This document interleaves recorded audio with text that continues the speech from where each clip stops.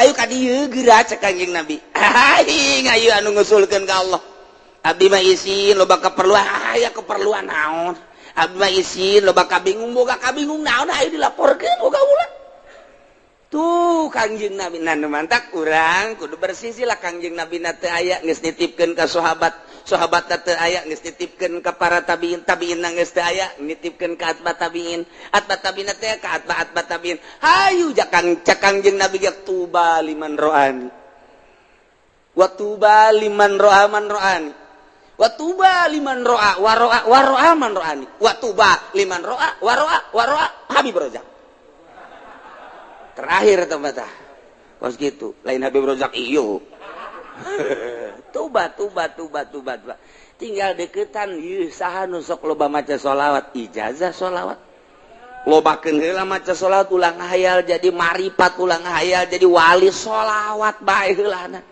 wayu bae bari lempang sholawat bari diuk sholawat nungguan kitu di masjid maca sholawat deuk dahar maca sholawat ngeuk sare maca sholawat bila perlu ka pamajikan ya Allahumma sholli ala cak pamajikan kieu abad teh cenah cak sholawat beneng geulenan le pas menjelang nganggeus Allahumma sholli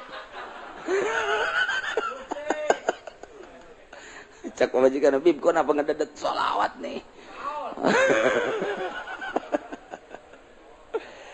nah nu batok sholawat ka Kanjeng Nabi aya sholawatna nu mana ke ngajurus lamun sholawat munjiat qadiriyah hendak sabandiyah kadituna sholawat nariyah syadziliyah sholawat fatihah ieu kadituna adalah tijaniyah sholawat atuh kaditu aya jurusan-jurusan sholawat teh deuk ka mana ieu urang aya ngajurus jumlah sabaraha sih kieu sholawat saeutik 4444 sholawat saeutik ngitungan mah bisa aya ente nu talar mana hiji naon Allahumma sholli ala Muhammad eta doang hiji jeung Ibrahimiyah paling ge eta bae geus tahan matak eta baca berjanji teh sholawat assalamu alayka zainal anbiya ya assalamu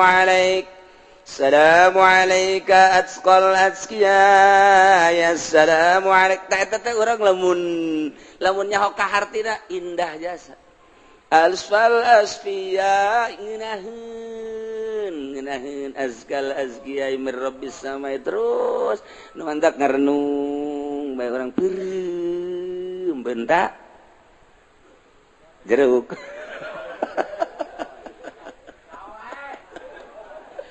Masya Allah nah kos gitulah nikmat jasa Kanjeng Nabi hayu tepikeun Kang ke ku sebab sering jasa urang maca sholawat haju urang ngahayal sabisa-bisa urang ngahayal teh make ilmu kaistimewaan Kangjeng kemuliaan Kangjeng sehingga kagambar Kangjeng teh dina hayayan urang dina benak hati urang kakasepan kagantengan kagagahan kaistimewaan zahiran wa batiran moal teu ngimpi urang moal datang ka teu ngimpi kajen kukum age nu dihayalkeun eta okos urang ngimpi ngahayal hayang mio ngimpi urang ngahayal hayang mio kaimpi urang naik mio wah dina impian nabrak kebo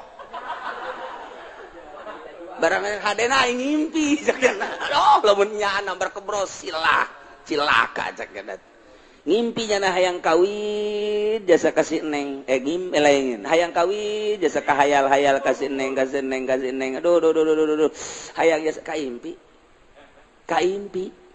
kapanggih dina impian oh neng Masya Allah padahal mah dina asli nama teu bogoh dina ngimpi mah bogoh asli mah henteu geus ditolak sababaraha kali geus ditolak sababaraha kali teu useuh dina surat lagi geus aya kos gituan tah nonsen macem-macem lah dina impian mah nyana daekeun nyana kurang dibawa waduh kos film India Romi Yuli kapanggih nyana wah aja gugulingan kos dina film India ngobrus aya kali gejebur ka kali sial adena ngimpi doang tah eta teh impian teh nu mantak kabagi aya impian anu asli aya impian kembang aya impian khoyal tilu tilu orang ngeuli kira-kira kitabna ya gitu atau aya karangan Imam Ghazali Ta'birur Ru'ya aya Ta'birur Ru'ya nu meuli kuring leutik aya karangan Imam Ghazali caritan ieu supaya ngimpi nu asli sebab jeung Kangjeng Nabi bapan teu bisaeun setan ge setan teu bisaeun ngarupakeun ku sebab urang terus-terusan bae komo tah mah macana amsara taifu man wa farqani wal hubuyat daridul ladzati bil alami maulaya sholli wa sallim daiman abada ala habibika khairil khalqi kullihim ta amsara taifu man wa farqani wal hubuyat daridul ladzati bil alami maulaya sholli wa sallim daiman abada ala habibika khairil khalqi kullihim min amsara taifu man.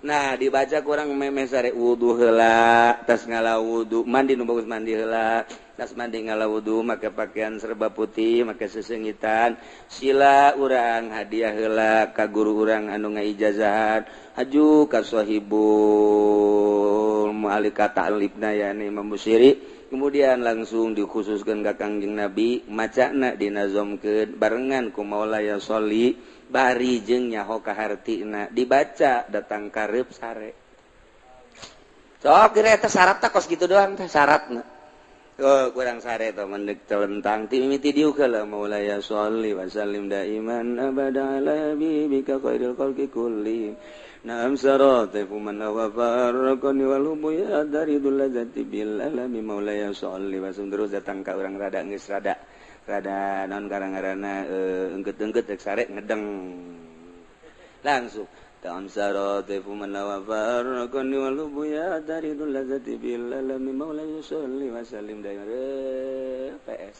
sakali ente dua kali kaditu da mangim pasti jasa kula carita da bulan puasa tah terus bulan puasa lempang ka Imah Ki Soleh kadinya di Imah Ki Soleh lewat jembatan ayo jalan kakak tuh kukula nanya ayo si jalan ke mana ieu nanya wi jalan ke Madinah padi Imam Ki Soleh sebelah teh belah diri Imam Ki Soleh ieu Madinah sedang jalan anyar cak nu ditanya teh nu bener ieu mah jalan anyar bagus teh guguran we kula lompat bener teu kebal aya Masjid Madinah ya Allah jah ieu Masjid Madinah ieu aya orang Arab kan anu unggal lawang aya orang Arab kula dikasep tidak boleh ini khusus orang Arab cek nya juh neangan deui lah aing nyaho lah loba lawangna cek urang teh blok itu aya deui orang Arab udah kasep tidak boleh khusus orang Arab cek nya orang ajam tidak boleh lupa kade itu unggal lawang aya orang Araban cak pemikiran teh jak Kangjeng Nabi mah lain nabi orang Arab jan nabi kabehan naik aing ka jeung kumaha ge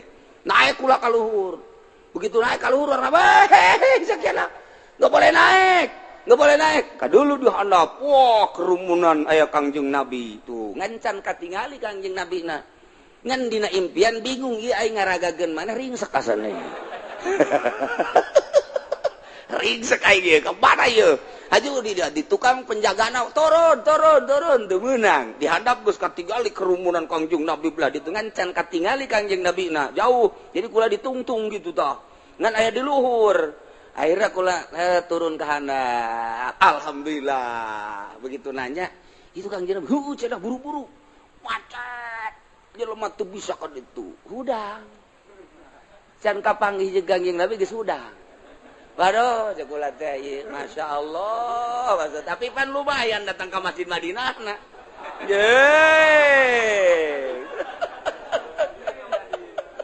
eta ngimpi teh kos kitu teh nah eta bacaan eta kula ngabejaan we naam sarate pun ngamandi heula mandi ngala wudu nol-nolkeun pikiran beres make sesengitan make baju nupis maksudnya karesep Kangjeng Nabi baju putih teh karesep Kangjeng jubah terus make sesengitan beres eta teh tadi ngarep kiblat hadiah ka Kangjeng Nabi ka sahabat ka wali kemudian ka guru urang anu ngaijazahan eta bus imam naon karang-karana Burdah ka Imam Busiri nazomkeun kemudian tambahan maulaya syarat eta kemudian ngerti kana maknana diwiridna sameunangna ulah maka dihitung-hitung datang kareup sare cara tadi we miti dieu keula Maulaya sholli wa sallim daiman abada ala habibika khairil khalqi kullihim min amsarati fuman wa farraqani wal hubbu ya daridul ladzati bil alami terus aya tah nu pernah kakula bebeja ku da di dia tanya heuh geus barang diwirid ku nya aduh kiai cenah kunaon teu dake atuh mah ngimpi-ngimpi sia teu dake ya Allah cenah kula teu dake jadi puyeng mah tungtungna mah eureun atuh sia eureun bahaya ke geus teu katekan berarti mah kos kitu mah teu katekan geus memehna meureun urang amun hayang cepet-cepet ngadahar jengkol nu loba meureunnya abeh terehes tungtungna mah teu kabaca bae eta sering ku kula meuli caritakeun sajan-sajan nama ieu mah ala kadar takdir bulan puasa teh ngimpi kos kitu pernah teu nu sajan-sajan atuh meuli bejakeun we pokona mah geus deuk kapangideung teh kumaha we tah mah ngan ieu mah keur carita model tah ngimpi teh kos kitu tah ya jalan anyar ka ditu Madinah cenah waduh bener masjidna aya teu kebal teh kan eta dijagaan gitu tapi eta dina ngimpi mah urang Arab teh bisa ngomong sudah deui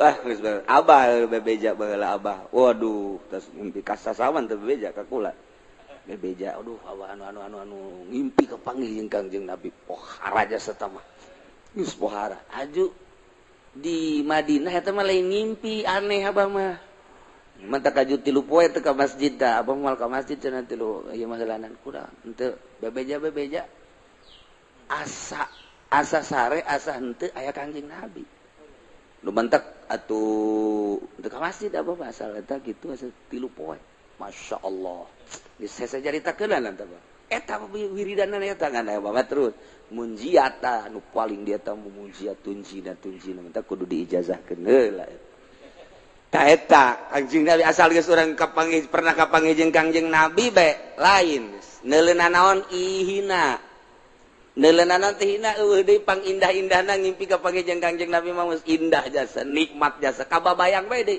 moal poho-poho indah kapanggih jeung Kangjeng Nabi moal poho-poho jeung diresep keneh maca sholawat teh diberesep aya nu kabari bebeja maca sholawat mujiat cenah kiai haju ngimpi kunaon kapanggih jeung maung wah saya ijazahna di mana di Habib Rozak pantes atuh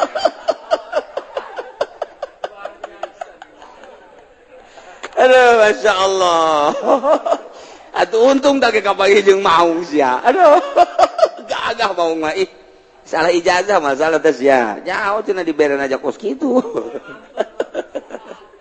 sabada ki musannif nyaritakeun tentang syarat jadi pemimpin nu jumlahna aya 10 kahiji syarat jadi pemimpin teh kudu beragama Islam status muslim teu meunang kafir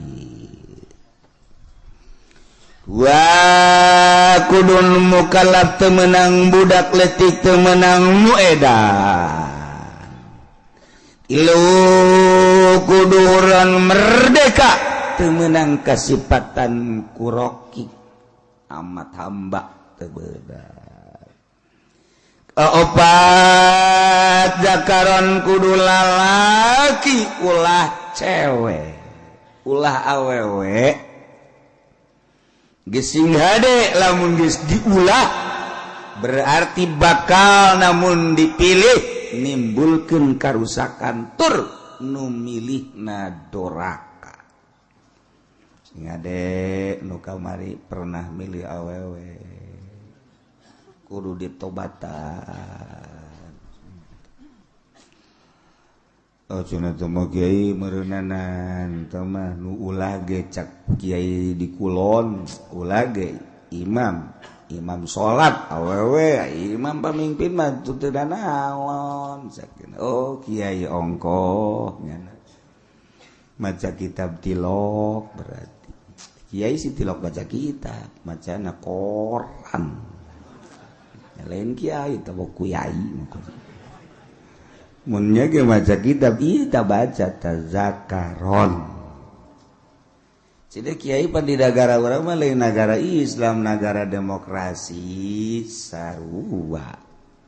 ketika orang berhadapan jeung masalah eta orang babagi supaya ulah terlalu jero teuing kasalahan urang geus masalah demokrasi nyieun kasalahan meleg-meleg atuh ulah keun beta mah nyieun aturanna demokrasi urang kuari mah ulah terlalu ketiban tangga jatuh ketiban tangga jadi rengsek teman kayak gitu bara jatuh doang teu ketiban rada deres bae paling ringsek doang guys. Nah, jadi orang ulah sadajan di negara demokrasi ulah dipilih awewe. Aja nyelamatkeun diri urang bae. Bisi aya kiai anu ngajakan, oh kiai geus mangga yang kiai bae tah mangga.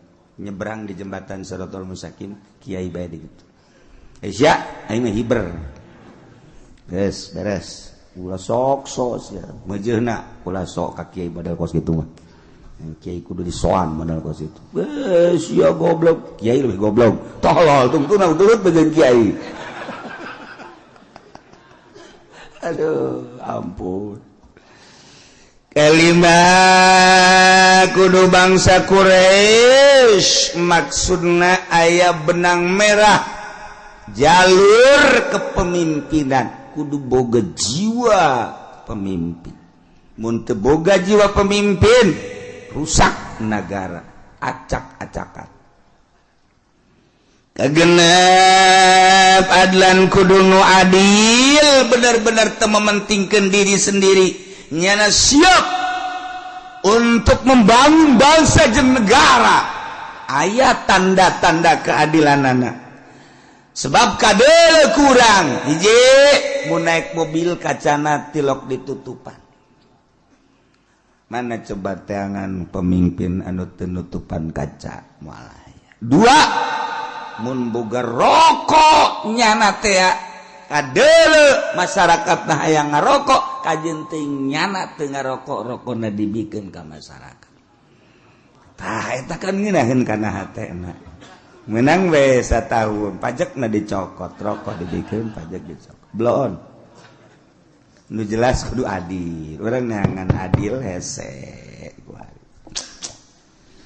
ketujuh mujtahidan pinter berarti sebab itu negara lain desa-desa acat berarti loba konflik anu kudu dipecahkeun permasalahan anak nyana teu kudu tuh nyatanya deui andai kata nanya hanya sekedar perbandingan jeung ilmu nu aya di otak nyana supaya lancar ieu negara kudu mujtahidan 8 sujaan kudu gede wawanen gagah ulah nu peleuya-peleye gagah ngindaheun urang boga pamimpin nu gagah kumis gede mantap hehehe janggotan wah cambangan jadi urang neuleuh tanjagna ge asana betah urang barang neuleuh presiden atau raja urang ya ini mah beti kali eueuh kumisan eueuh janggotan macam ulah datang ka kos kitu teu bagus mun kunjungan ka Arab bisa didumling eta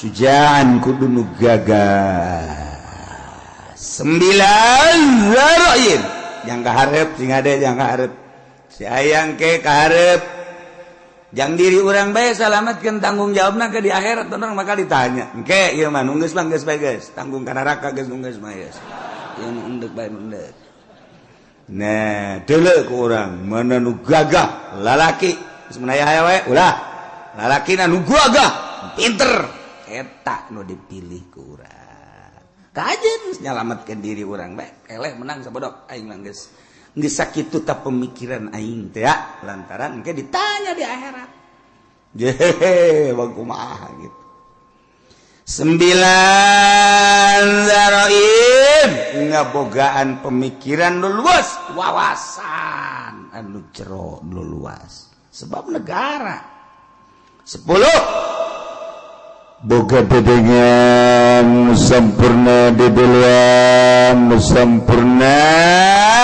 ucapanana sempurna artina teu balelo ulah ro jeung al sarua cadel ngaranna mal beres atuh ro jeung lam kudu beda ro lam lamun akur engke teu bisa sifat anu wajib di Allah kasifatan ku sifat basol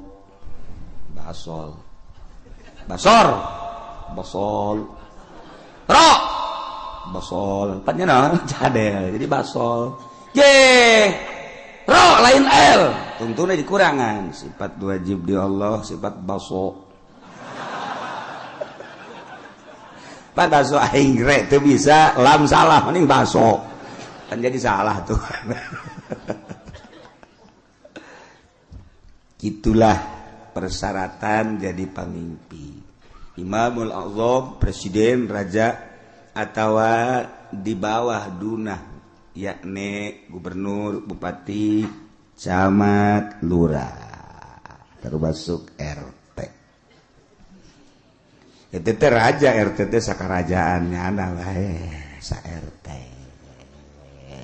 urang jadi takeun RT raja atuh pakai celana pendek pada RT raja kuari deuk nyaritakeun kasahanana jadi imamah kumaha ieu sahna nyana jadi pemimpin seseorang anu memenuhi persyaratan 10 tadi sesuai dengan kriteria anu tadi nyana bisa sah memimpin bangsa kutilu perkara nomor kahiji wa tan'aqidul imamatu bil bai'ati wa tan'aqidul imamatu bisa kabundel nyangred sah maksudna jadi pamimpin sifat pamimpin yakni imam presiden gubernur bupati bil bai'ati ku bai'at di beat di zaman baheula pertama nu di beat ialah Sayyidina Abu Bakrin Siddiq radhiyallahu anhu. Pertama nu di beat jadi pemimpin adalah Sayyidina Abu Bakar Siddiq. Seluruh sahabat anu ngabogaan wawasan anu sampurna berpangkat ijtihad mujtahid berbagai kelompok tina kelompok dicepol untuk mengesahkan kepemimpinan Sayyidina Abu Bakar Siddiq radhiyallahu anhu. Datangkeun Sayyidina Abu Bakar bari Sayyidina Abu Bakar mungeun Sayyidina Abu Bakar mah cerik Sayyidina Abu Bakar ketika dipilih jadi khalifah embung. Masya Allah, sarua ketika Sayyidina Umar ge dibeat jadi pemimpin, sarua sedihun Sayyidina Umar lantaran sarua jeung ngangsongkeun diri ka seuneu. Nomor kahiji dibeat lain hayang dibeat tapi masyarakat tokoh masyarakat ngabeatnya dijadikan pemimpin. Mentek dituk Kangjeng Nabi tanda akhir zaman geus deukeut datangna dajjal. Nomor kahiji masa cepet as-sanah kasyahri wa syahru kasab wa samakal yaum kasah as-sa'ah kal dakik atau daki maka itu. Nah, setahun ko sebulan, sebulan ko seminggu, seminggu ko sapoe ko sajam, sajam sakumaha okos meuleum daun korma anu garing. Perat beres. Perasaan urang di akhir zaman engke Kangjeng Nabi perasaan manusia di akhir zaman geus deukeut datang Imam Mahdi neta teh cepet jasa. Kuari geus hampir kabehan nyaritakeun cepet. Kahiji. Disusul kedua yang mukjizat Kangjeng datang ka kos kitu teh nyaritakeun masih kana jauh ribuan tahun ku Kangjeng Nabi geus dicaritakeun. di akhir zaman sabada terasa cepat ku kabehan zaman bakalna cuaca genjlong teh artina nu ngaran usim hujan nu ngaran usim panas musim hujan diisi ku panas musim panas diisi ku usum hujan sehingga sulit bagi petani untuk menerka musim hujan iraha sebab terjelas hujan teu diperkirakan bulan eta hujan baik teu diperkirakan bulan eta bakal teu hujan teu diperkirakan bakal hujan teu jadi genjlog waktu eta geus tereh deukeut Imam Mahdi datang nu paling deukeut engke setahun hujan teu eureun-eureun hujan beta mengacrek bae hujan ke eureun sajam 2 jam mendung deui hujan ke eureun sajam 2 jam 5 jam aya genep jam eureun teh hujan ke hujan deui ngacrek bae hujan ke aya 12 jam teh hujan berarti sapoe tapi mendung ke beting na hujan atau peting teu berang hujan setahun kitu bae cuman eta hujan teh layum bitun nabat henteu ngajadikeun tatangkalan ongko hujan tapi gararing teu jaradi pepelakan nu melak naon bae ge biasana mun kahujanan nyembrung ieu mah malak garing teu jaradi. Nah lamun geus eta terjadi eta geus detik-detik terakhir bakal datang Imam Mahdi kuari mah kakarak datang ge ka hiji perasaan cepet zaman nomor kadua waktu geus ada ngagenjlog kuari musim hujan musim panas mata Kangjeng Nabi masyaallah ieu mujizat Kangjeng Nabi kula wasok mutalaah ni mujizat pohara geus karasa kuari tinggal ngecerk hujan engke aya suara di berbagai pelosok di kaler aya suara seperti suara ki trompet atawa suara ti kidul atawa ti kulon suara ti wetan atawa ti jerotan aya suara gesekan atau suara ti luhur ieu ge sarua geus tereh datang nah ieu ngecerk hujan ti Kanjeng Nabi bakal ngecrok tapi teu jaradi tatangkala panas ongkoh usim hujan tapi panas okos urang naik mobil mewah tapi kesangan slobapan gua naik mobil do mau Fortuner AC-na gede tapi di jero mobil kesangan sebabnya di udag-udag hutang mobil lagi ngiriditan hutang kawin mah aya 3 aya 4 nah ngan dibobodo kabeh ge ku duit na ngahutang di bank nah ieu ge di akhir zaman baru dah jing ke baroga hutang kabeh Masya Allah peneleuan hadis Kangjeng Nabi akhir zaman geus rada loba di antarana engke jelema lalumpatan menuju neraka cak Kangjeng Nabi di akhir zaman mah kabeh jelema lalumpatan menuju neraka sahabat caricing bae maksudnya salah tante Kangjeng Nabi ngomong nyarita Kanjeng Nabi balik deui ngomongna di akhir zaman mah jelema lumpat kabeh ka neraka percis kos kuya mun dibahasakeun urang mah kos kuya ngagejeburkeun diri ka cai kuya di luhur aya naon bae gerbek brus kuya mah ka cai aya naon gerbek brus ta ieu masyarakat manusia di akhir zaman percis kos kuya nyalabatkeun diri ka cai ieu ge lalumpatan ka neraka jadi ngegejebur-jeburkan maneh ka neraka di akhir zaman mah. Sahabat tetap masih culak-cilik keneh wae. Masa sih cak hatena.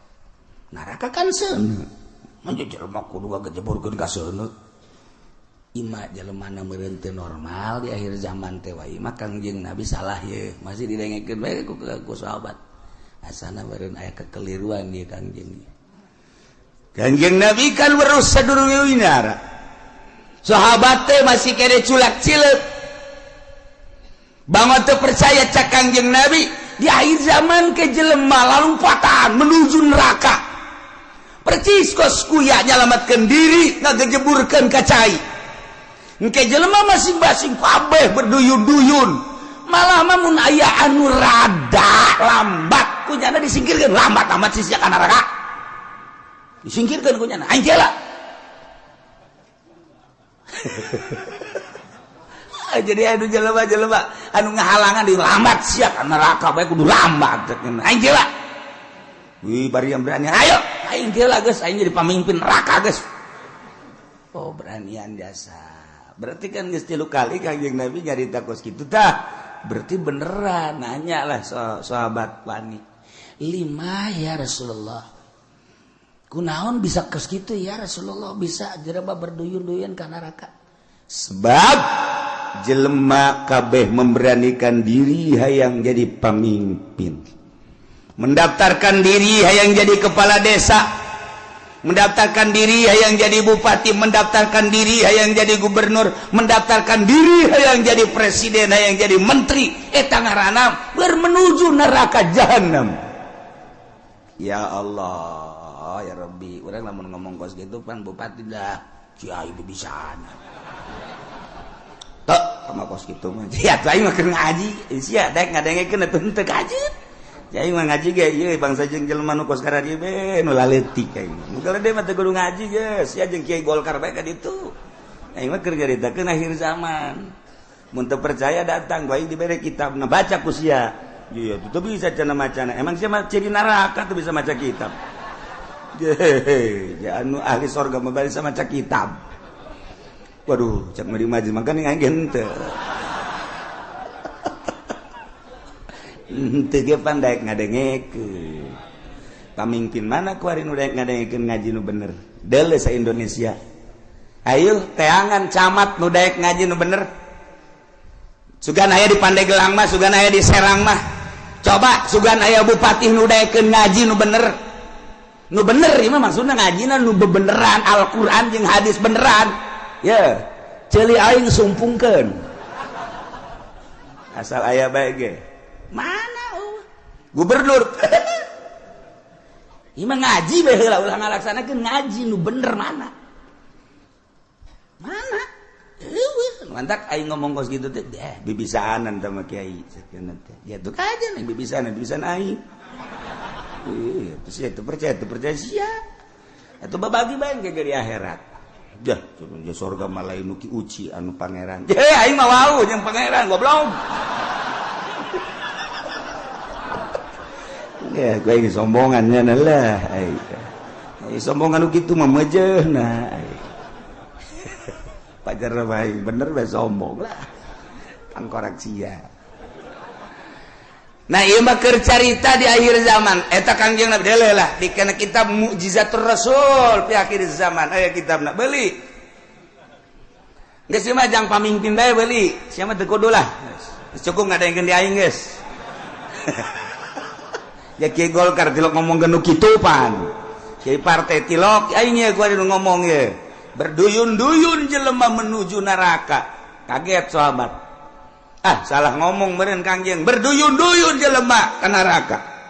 Ah, asana lain meureun. Berduyun-duyun jelema ka neraka. Aya anu mandeg disikirkeun. Awas ya, ayo sia mah ka nerakana.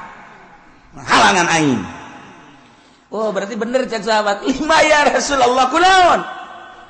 Lantaran jelema memberanikan diri hayang mimpin batur puguh diri nage bobolokot ku dosa dek mimpin batur pan di zaman Kangjeng mah asal aya nu hayang we nyekel bendera memimpin perang ulah cek Kangjeng Nabi berarti aya goron di balik mimpin perang aya keinginan nu tersembunyi di jerona ada udang di balik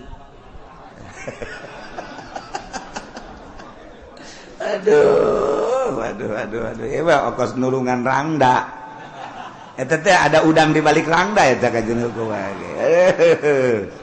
aya rangda ketabrak sepeda di ais eta teh lain sangais-gaisna mun ditanya karunya jasa ketabrak sepeda cek jana isukna aya nini ketabrak motor diantapkeun ku nyana goblok taji pendi blon antawang dia di ais korek ada udang di balik eta aduh masya Allah. Nah iya ge jekel bendera ketika hayang teh cek Kangjeng Nabi aya gorod ketika embung karak ya masya Allah mulus berarti. Nah jelema di akhir zaman teh anu memberanikan diri hayang jadi pemimpin berarti nyana keur lumpat menuju neraka jahanam. Jelema anu dagang di akhir zaman mah berarti jelema anu siap ka neraka anu dagang ge. Sahabat kaget, je pan ka dagang-dagang atuh. Kaget sahabat ge pan ka dagang-dagang kunaon? Sebab di akhir zaman mah eueuh anu teu riba. Dipikir jah berarti menuju neraka kabeh. Eta geus deukeut tamatah geus kos kitu mah geus deukeut jasa. Nah, geus cerita akhir zaman. Tanda-tanda akhir zaman kasatu waladi zina.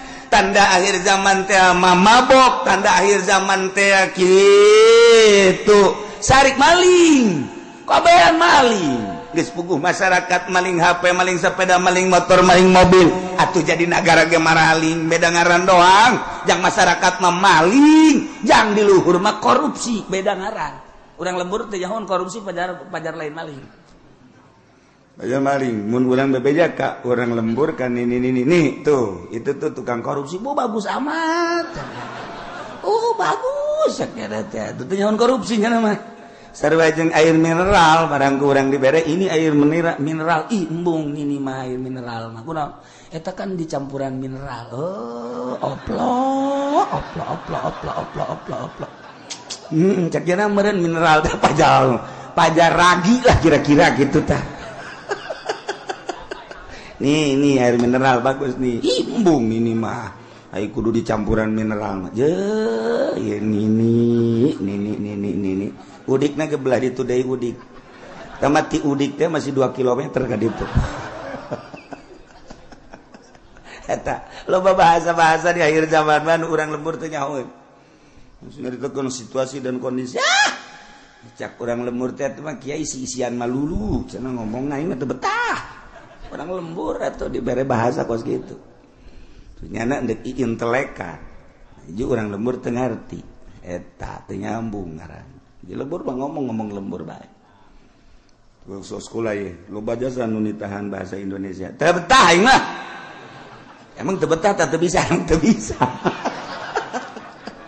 Aing teu bisa asal pakai bahasa Indonesia bae kandas. Okos urang rajek bahasa Jawa, kebal-kebal Sunda deui bae nya ge. Aduh, masya Allah. Nah, iya.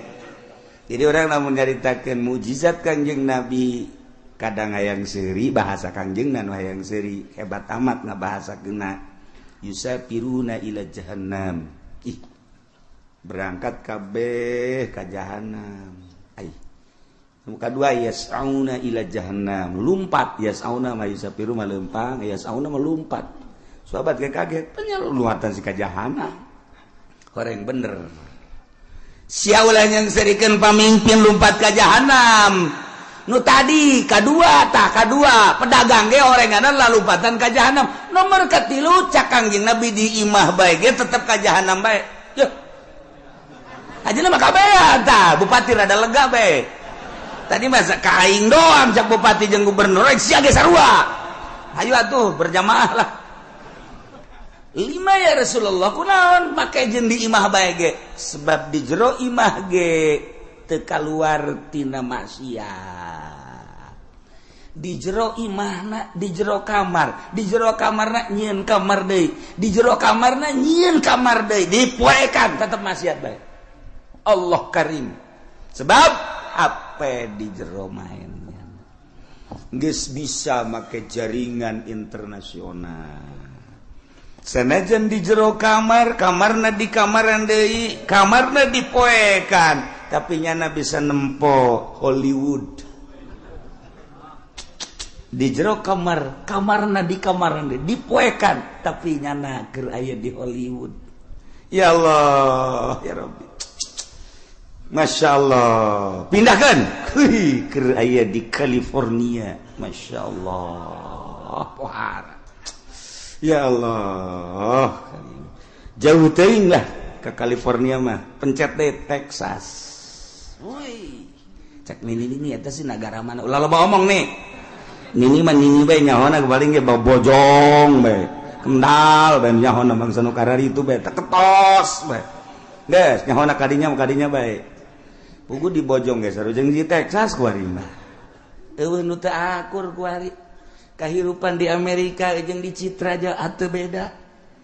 Kahirupan di California jeung di BSD aja teu beda saeutik ketika can akur. Sok deuleu naon nu eueuh kuari. Di BSD lamun di Amerika urang ningali minuman bebas, urang turun di pesawat di Abu Dhabi, minuman timimiti segede cinggir datang ke segede awak, minuman haram aya digeulak di Abu Dhabi. Cek urang ieu negara Islam nama ieu tapi pan minuman pohara. Meuli urang roti di dinya plek nu belah ditu belah kulon nyelempet dibuka aya gambaran jerona roti kula gitu bebeja kan nu sejen kula doang eta besi aja mareuli roti meuli roti garing belah ditu belah ieu kan minuman tuh barulut tempat tadi di Abu Dhabi cek kula teh meuli roti belah ditu tah meuli detik sagede korma segala naon teh dibeli buka aya gambaran sia seri emang ngarti tah naon sih. Maksudnya aya gambaran tuh pakai celana sia. Geus ditutupkan deh ku kula lah. Dia kan banjang bawaan ka imah.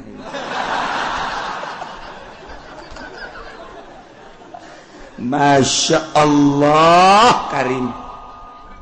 Geus teu beres. Haji caritana ieu kan aya ngarokok, kan teu meunang ngarokok bebas. Ayalah tempat-tempat di bandara teh. Di ditu hiji dia ya karena ada sepi di dia ya ulah asup kadinya keur asup mah kula sorangan meunang meureun samenit brus urang baru le datang marah ke calana make sakieu ya aing betah ya cek perlakuan ngalakukeun nu teu senonoh di jero dihareupeun manusia geus biasa kaluar we kula masyaallah karim. Eta di Abu Dhabi, kos kitu di Abu Dhabi encan di jerona, eta kakarak di bandara. Masya Allah Karim, encan di Amerika, encan di Inggris, encan di Jerman, di Prancis. Teu kudu jauh-jauh di urang emang kumaha gitu. Masya Allah. Tanyakeun ke kacamat gitu. Pan nanyakeun kacamat berarti rahasia. Geus teu kudu nanyakeun ka urang lembur kacamat, camat anu gaul tapi camat. Saha? Itu jauh kalau waktu jauh gitu, jauh jasa. 1, 2, 3, 4 camat nu gaul nu sok biasa kapanggih di satelit. Terus siapa semuanya satelit tadi mana? Dasar lembur siapa? Kampungan. Kos gitulah Indonesia eta ge Tangerang. Mantak berduyun-duyun menuju neraka. Di akhir zaman geus eueuh anu henteu lumpat ka neraka. Cerik kabeh sahabat ketika cerik tetapi aya keneh manusia di eta zaman anu tetep ngomongna teger bae nyana menjaga mata ceuli jeung sajabana tetep bae ka Allah eta teh cek Kangjeng Nabi saeutikna ge saeutik deui qalilan bahasa qalil teh saeutik agol min golil. Jadi itu bahasa Kangjeng Nabi agol min golil. Leuwih saeutik tinu saeutik jasa mun sakurang. Saeutik jasa eta ge direntogan bae ku bangsana deui. Nyana negakeun ke hak, negakeun adil, jujur dina kakarak nyarita doang geus direntogan ku berbagai tokoh, ku berbagai masyarakat, ku berbagai tapi tetap aya bae cek Kangjeng Nabi. Datang ke Imam Mahdi turun, datang ke Dajjal aya bae hiji mah setiap negara kabupaten dibere ku Allah hiji. Cuman geus hese nyalametkeunana sakadar nyarita. Ilah Kangjeng Nabi nyaritakeun mukjizat di akhir zaman. Geus kuari mah zaman geus karasa cepet, waktu ngageser geus encan doang hujan ngecerk satahun. Angkep lamun kula nyaritakeun Mekah bakal dilebaran, Madinah bakal diberet geus. Eukeur malah. Nah, ieu tinggal hujan ngecrek satahun tapi teu jaradi. Naon teu jaradi. Jelema berduyun-duyun menuju neraka jahanam. Teu karasa. Masya Allah. Tetep urang mantak ngaji, urang hayang salamet. Mudah-mudahan orang kabehan disalamatkan ku Gusti Allah, keluarga orang, pemajikan, anak incu orang disalamatkeun, pamimpin orang geja eta mah ku nafsuna ieu ketika nyana ngaragap nurani nama tetepnya lagi ceurik sarua bae hayang salamet. Mudah-mudahan dibere babalik pikir kemudian nyana bisa ningali ka arah anu salamet. Amin ya rabbal. Wa tanakidul imamatu, bisa sah jadi pamimpin, jadi presiden bil bai'ati ku di bai'at.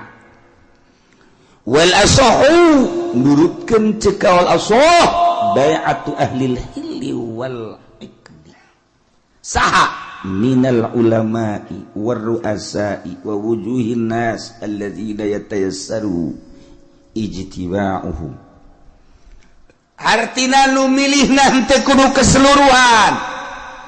Nagara nama bentukna khalifah tapi praktek memilih nama bai'at.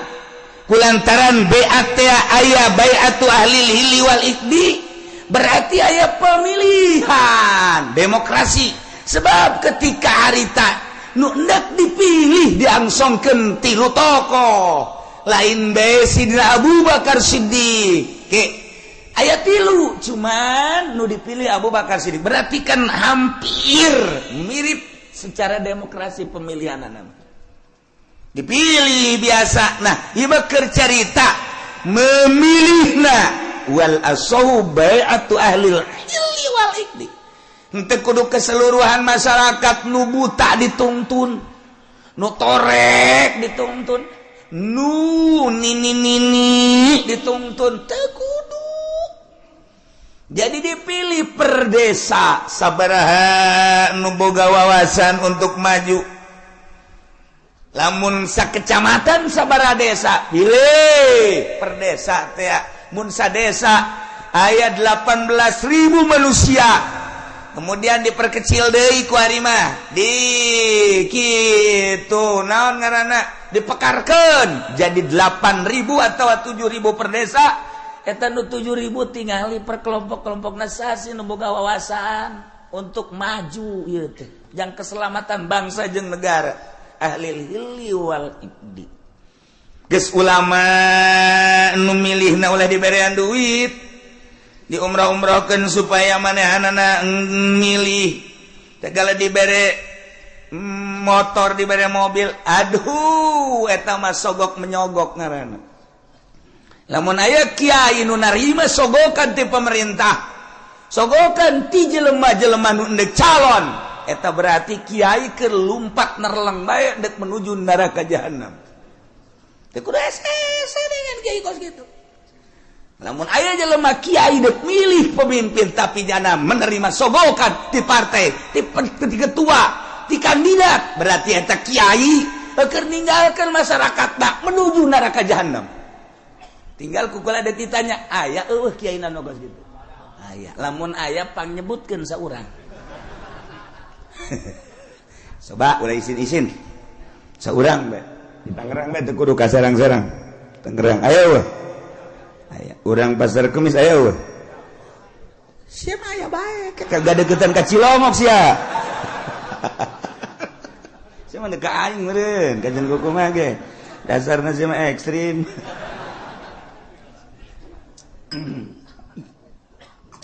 Nah ulama memilihna boga wawasan di samping ulama ruasa pemimpin-pemimpin tokoh-tokoh wa wujuhin nas tua-ketua manusia anu gampang kumpulna dalam rangka menyatukan visi dan misi untuk memajukan bangsa jeung negara.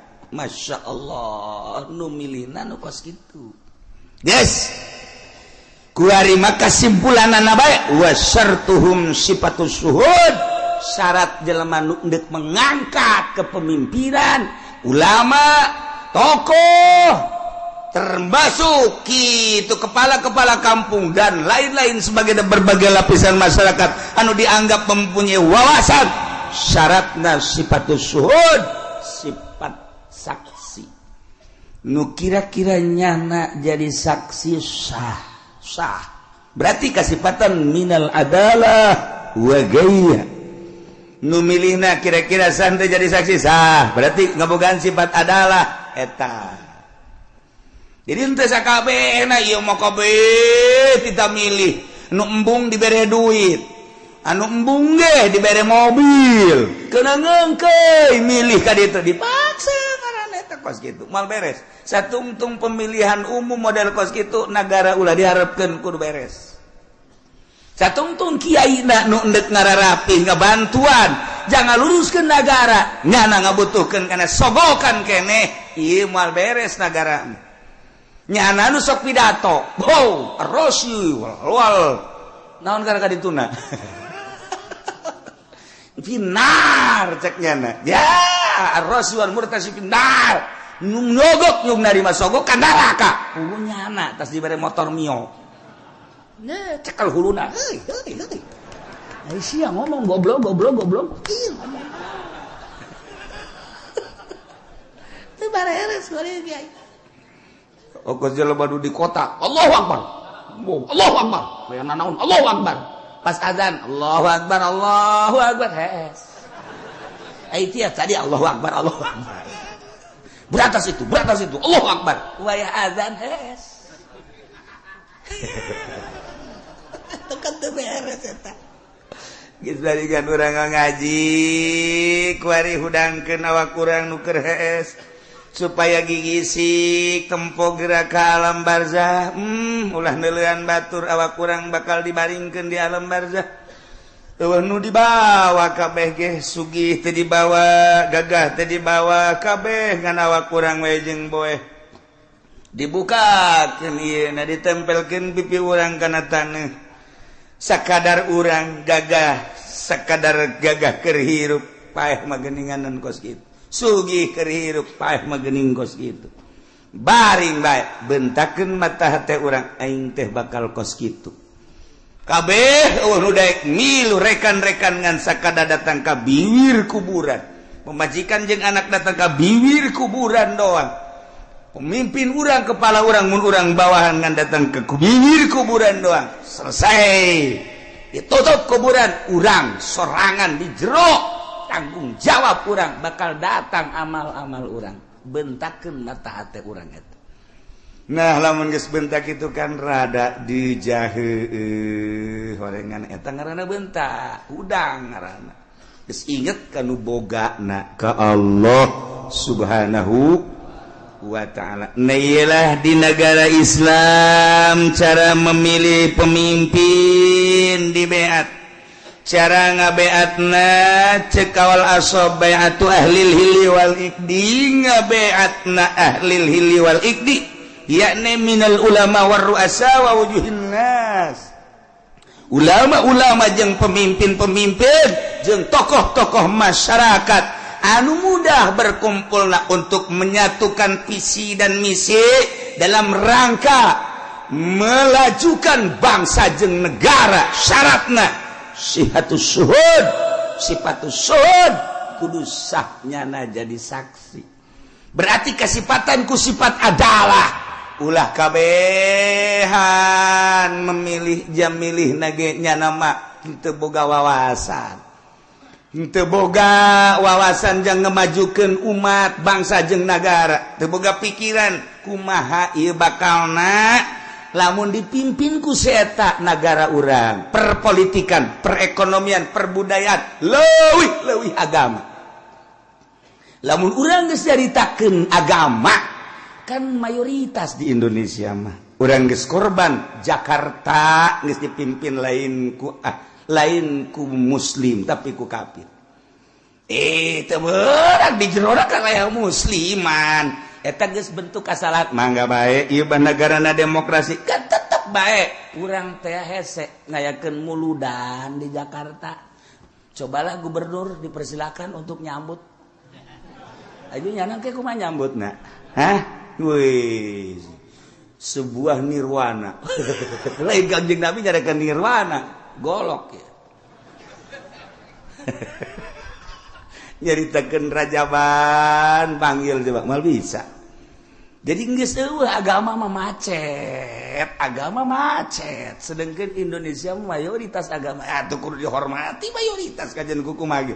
Nu mantak tiba heula di urang mah negara demokrasi terpimpin teu murni. Henteu bisa nuturkeun Amerika langsung ka pusat ka ditu secara utuh. Sebab lawan mayoritas Islam, loba ulama-ulama, loba wali-wali. Aya kesenjangan atuh lamun kos kitu.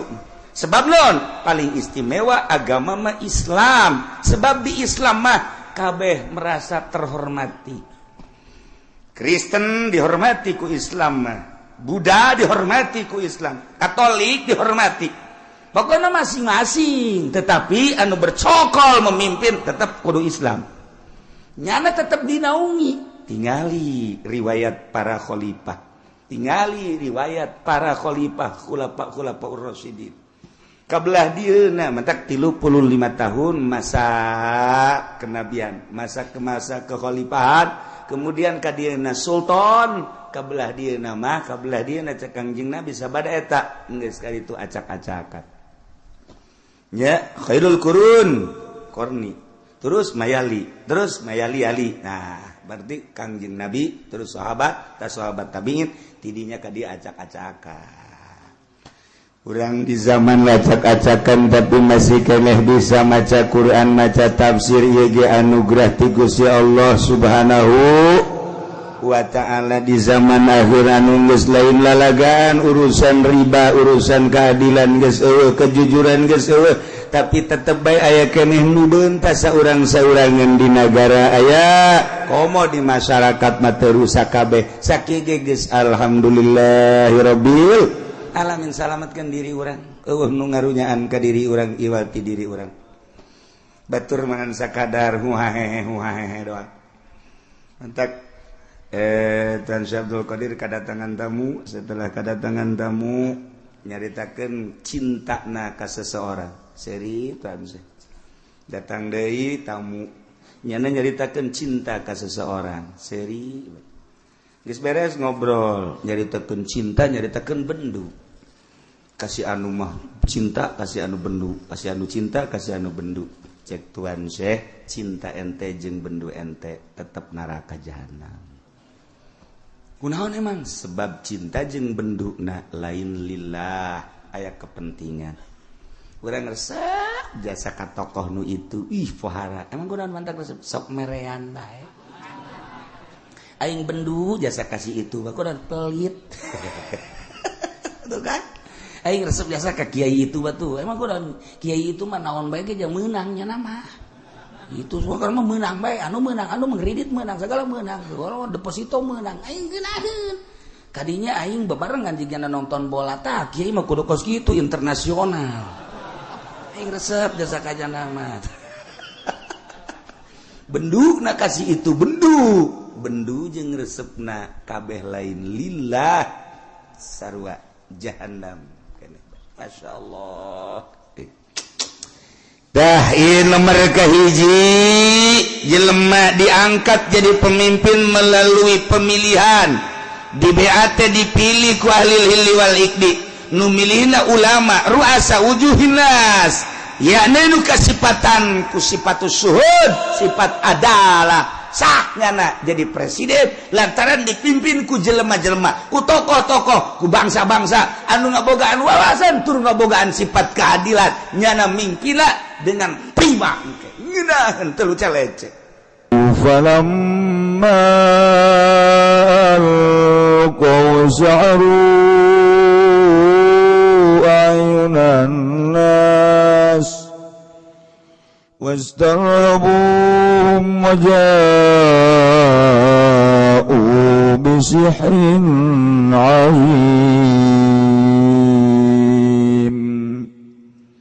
الله a'lamu bimuradi qala ngucap kang yang Nabi Musa ngucap-ngucapin lapad alku nibakeun sira gawe amrun lil izni yaiku parentah kadua ngirinan litaqdimi raqaihim kalawan andingenakeun nibakeun aya sahara kabeh tawassulan bihi na ara-ara gawe lantaran kalawan kangjeng Nabi Musa tawassulan kena ara-ara tawassul kalawan Musa tawassul tetakti ilahi lagi mari ngalairkeun hak falamal kau maka samang-samang sanibakeun ya sahara kabeh balahum wa isyahum ing pirang-pirang tampara sahara lan tetekene sahara pirang-pirang tetekene sahara saharu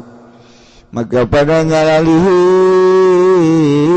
ya sahara kabeh ayunan sing pirang-pirang mata manusia Solo puhana kikoti dokia tegese molakeun ya sahara kabeh aing ayunan nas saking hakikat nemone ayunan nas wasarhabu namring mamadani ya sahara kabehum ing nas khawafuhum tegese mamadani ya sahara kabehum ing nas haitsu khayaluha hayatan tasa sekira-kira ngareka ya sahara kabeh ing hibal wa isyahum ayatan tasa ing ulah kang gede atawa ayatan ing ulah tasa kang luar leori hayah waja'u lanta kaya sahara kabeh bisirin nazim kalawan sihir kang agung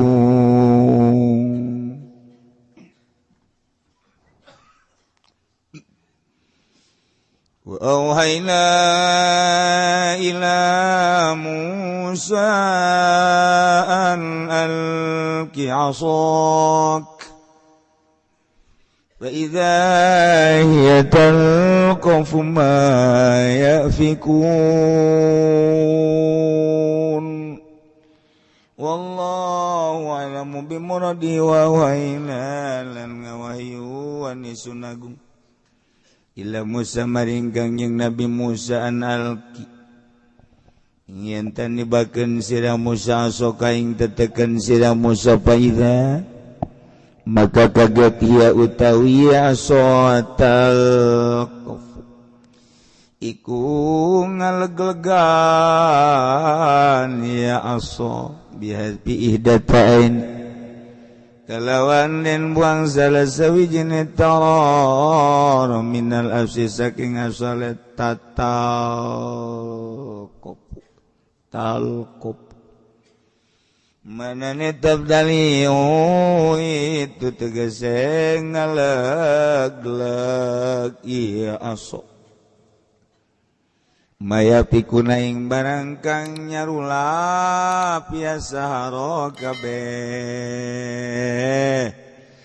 iwa yaqlibuna tegese ngabalikeun ya sahara kabeh bitumuhim kalawan tipu sulape ya sahara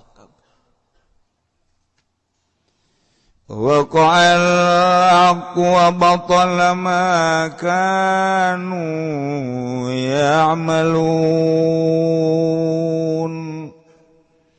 Allahu a'lamu bimuradi makatuni bapa hak sabata tegese tetep ieu hak wa dhahara lan lahir ieu hak wa batala ma kanu ya'malun lan batal apa barang kang anaya saro kabeh ya'maluna iku migawe ya saro kabeh minasiri saking sihir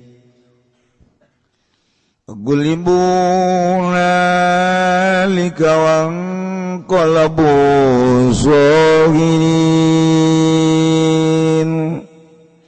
Allahu a'lamu bimuradi maka dan linia Firaun wa kaum tegese Firaun wa kaumuhu lan kaum Firaun hunalika ing dalam kene panggonan wa qalabu lan nerima kebalik ya sahara kabeh soginin aleka ngina kabeh soru dalilina gezadadi ya sahara kabeh ku kang hina kabeh wa ulqiyas saharatu sajidin lan den tibakeun apa pirang-pirang ahli sihir sajidin alekang sujud kabeh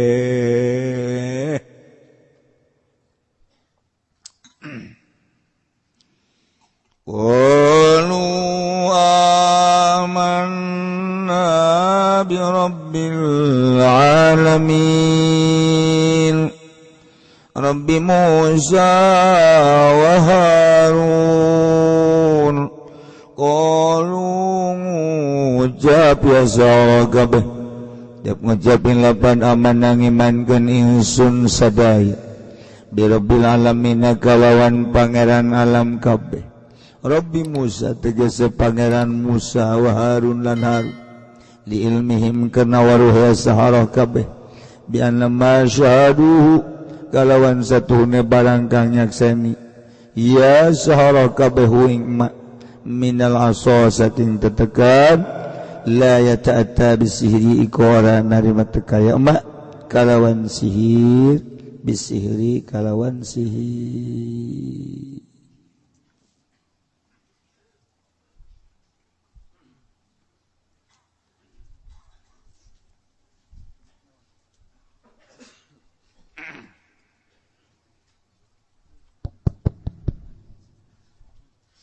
gedekan sadik pisan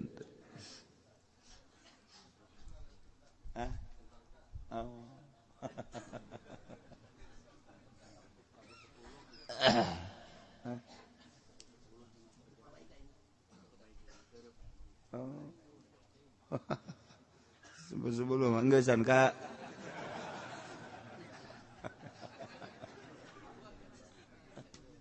Allah karim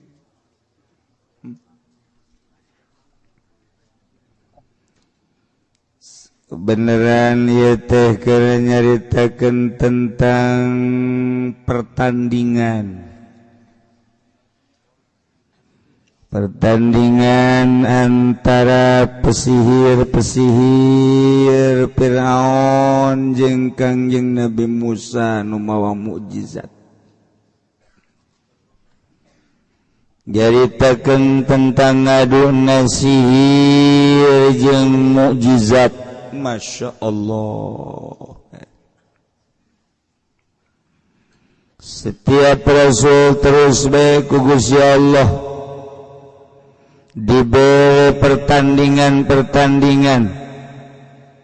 supaya ketinggali hakna mukjizat supaya kadulu benerna mukjizat andingkeun jeung sihir lamun para rasul pertandinganana sihir jeung mukjizat setelah para rasul teu aya agama dilanjutkan ku para sahabat dilanjutkan ku para tabi'in dilanjutkan ku para aulia Allah subhanahu wa ta'ala ya terus lamun nabi dibere mujizat tanding nasir wali dibere karomah tandinganana tetap sihir teluh ulah kaget lamun kiai diteluh ulah kaget ja Kangjeng Nabi ge lamun teu diraksa ku Gusti Allah mah teu diteluh sarua bae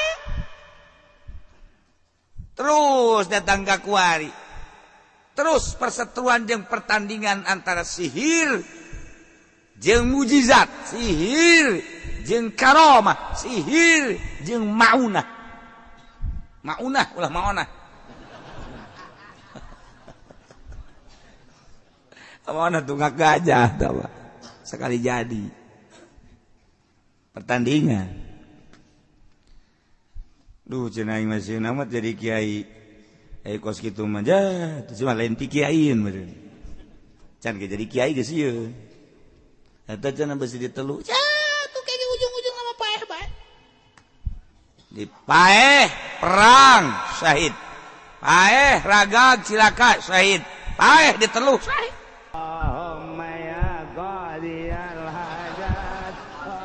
siapa amin bangun dek neluh ka aing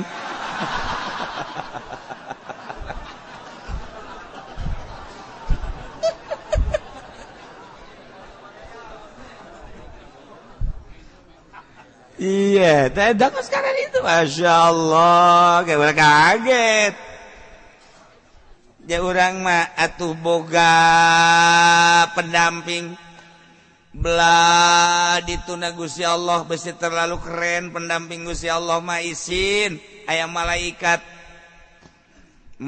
teh dampingi urang mantap urang teh ye urang segede urang we kadang-kadang sok aya aneh kumaha anehna anehnya kadang-kadang urang hee si pentingan najong itu teh maksudna mah itu teh tidak hudak malaikat teh namun lain malaikat jin meureun salah jalan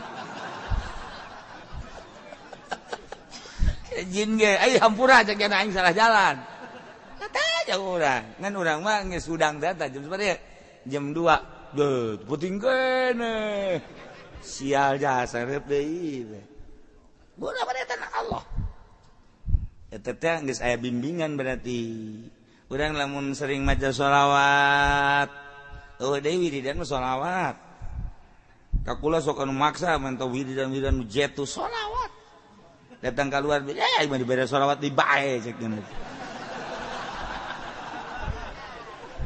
ai sia kumaha sholawat teh ka Kangjeng Nabi teh afdalul makhluqat sambungkeun diri sia ka Kangjeng Nabi ku sholawat hayang naon ujianana sia masuk hararese jasa beda sholawat teh ngomong yang babaturanna sholawat di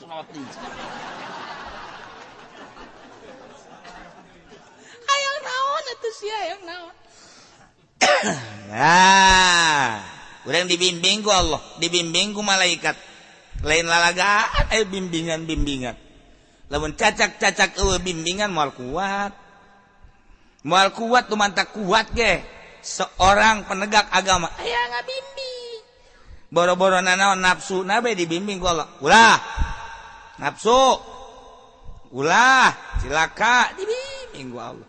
Tah hayang aya nu ngabimbing model kitu teh eta teh kudu loba hudang ti peuting kudu zikir maca sholawat kakarak di jero hate ngegelempeng blek beda di jero hate teh aya eusian eusi teh eusi ma'rifatullah nu mawa wani nu mawa tegas anu mawa lesang marifat ngomong eta kapan lamun henteu marifat mah teu lesang ai hartina teu lesang teh aya muatan bae ngomong urang di hareupeun bupati muatanana amplop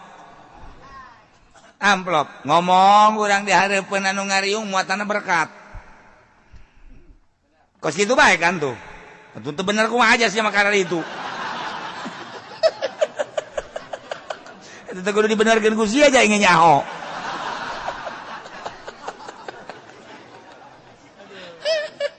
sok ayo nu mantak nu mantak aya mah kiai anu naik ka panggung kuarir, kiai nu naik ka panggung dalam rangka kitu kampanye. Eta teh berarti kan muatan. Dalam rangka pilkada, pilgub muatan eta teh kos kitu.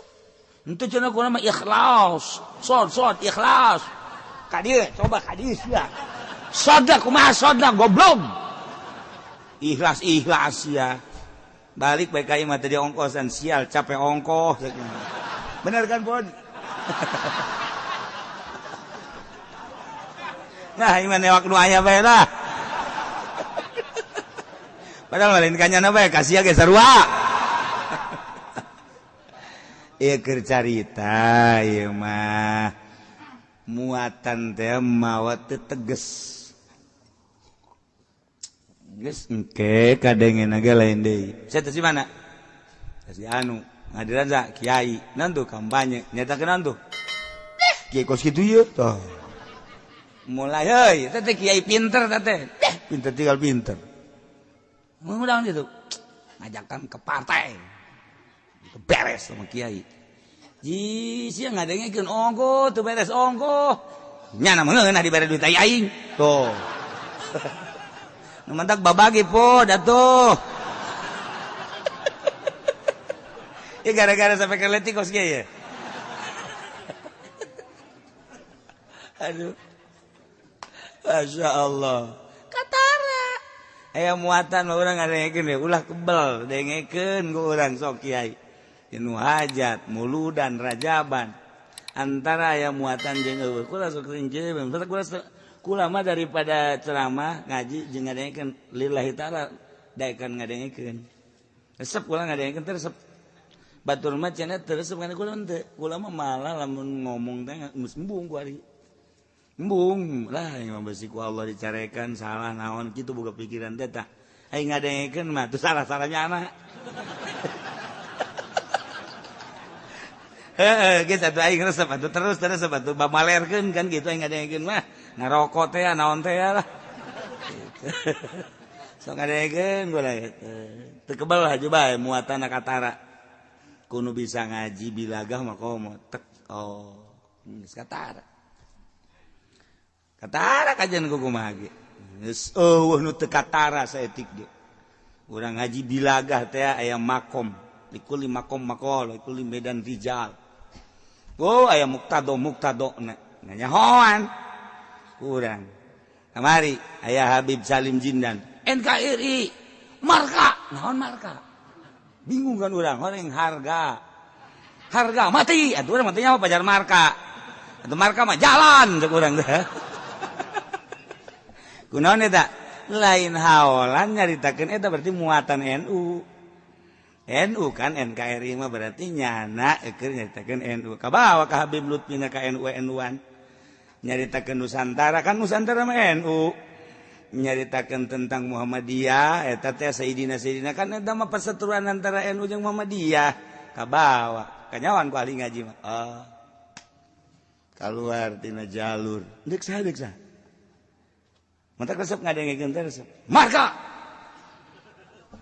Aturan mah marga, lamun marga mah di Bandung. Marga hayu. Henteu salah, nu salah ngan kaluar tina muktado cek tukang ngaji bilaga. Ya paranti-paranti nah teu ieu mantak ngaji di ulun-ulun kieu ye sesuai jeung makom sapekerna rusak. Dilun. Situasi makom. Ayo naik naon ieu? Tok geura kiai mana bae naik ke panggung kanyawan. Nyawan ieu muatanna NU, muatanna partai, muatanna kitu pilkada, pilgub atuh bakal kanyawan. Nah tina muatan-muatan eta niatna engke ku urang dideuleu naon niatna? Allah Maha Uninga. Takula geus dibere embung muatan-muatan gitu teh. Ngaji bae ngina-ngina sana ngaji mah bolon sia. Goblok sia. Cek kiai aing dibolon-bolon balik sia.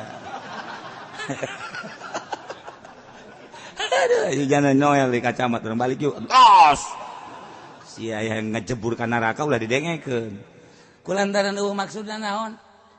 maksudnya teh supaya nyana ka Allah sugan marah nyana teh paling aya 1 2 3 4 5 6 7 8 marah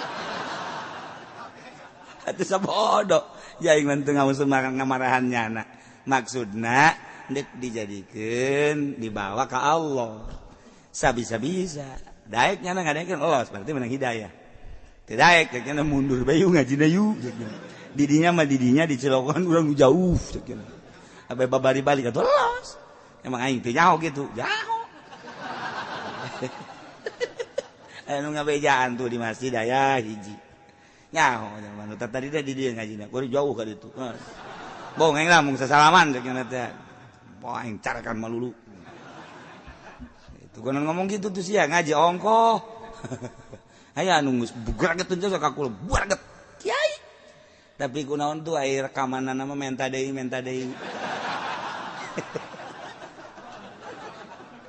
emang gua teh nyawa tuh nyaho jadi mah direkam ge embung di baheula ge ulah ngan sararia bae juga rekam aja tak kiai nu tegeurseun ka kula teh rekamanana mah boga gunyana terus bae didengekeun eta kan malu-malu kucing ngaranna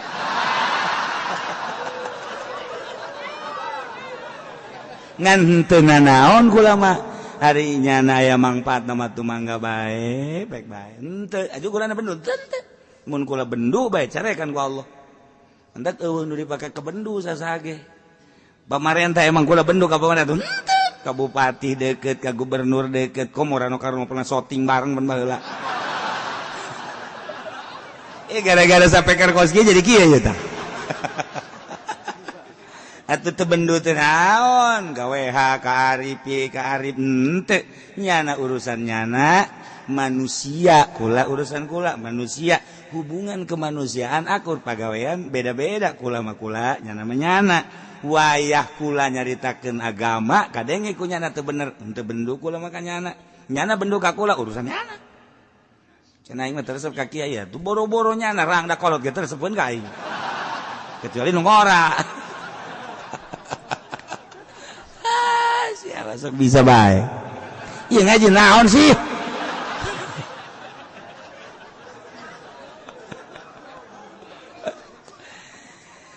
kulantaran ieu dongeng Kangjeng Nabi Musa di luar loba nu ngadarengekeun hayang kelanjutanana urang mah di jero bisa ngadenge di luar makan teu karunya sedengkeun ieu kan rame sebab pesetruan ngadu sihir jeung mukjizat hendeuk diperagakeun ieu teh antara sihir jeung mukjizat kulantaran situasina urang mah bisa bae dipaksakeun di jero di api nu di luar mah pan karunya nah ieu mah urang sakieu bae wallahu a'lam.